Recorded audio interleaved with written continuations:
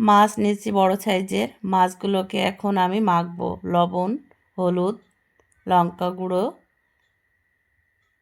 এখন ভালো করে মাছগুলোকে মাখবো। ভালো করে মাখা হয়ে গেছে। আমার প্যান গরম হয়ে গেছে, তেল দিলাম। তেলটা গরম হয়ে গেছে, একে একে মাছগুলো ছাড়ছি। সব মাছ এইভাবে আমি ছাড়বো। আমার ভাজা হয়ে গেছে মাছগুলো, একে একে এগুলাকে তুলে নিব। এখন আমি পেঁয়াজ দিব। পেঁয়াজগুলোকে ভালো করে ব্রাউন কালার হয়ে গেছে আমার ভাজা। এখন আমি অ্যাড করছি 5 ফোড়ন। মশলা অ্যাড করছি বাটনা বাটা, জিরে বাটা। এটাকে এখন ভালো করে একটু কষিয়ে নিব। কষা হয়ে গেছে, এখন লবণ, হলুদ, কাশ্মীরি লঙ্কা গুঁড়ো ভালো করে কষাতে হবে এই লঙ্কা গুঁড়ো দিয়ে।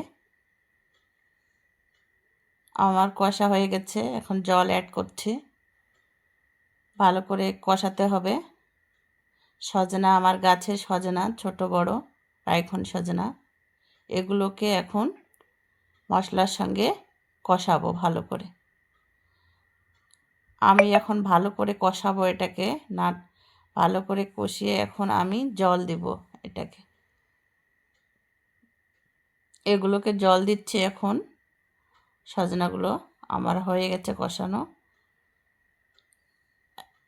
এখন জলটা আমার ফুটিয়ে উঠেছে। আমি মাসকালের বড়ি, মাছ, ধনেপাতা, টমেটো অ্যাড করেছি। এখন তরকারিটা আমি ঢাকা দিলাম। এখন আমার তরকারিটা হয়ে গেছে। কত সুন্দর হয়েছে। আমরা ঝোলটা একটু বেশি খাই, তাই ঝোলটা বেশি রেখেছি। দেখেন কত সুন্দর হয়েছে। ভালো লাগলে লাইক, কমেন্ট, শেয়ার করবেন। অবশ্যই সাবস্ক্রাইব করে পাশে থাকবেন।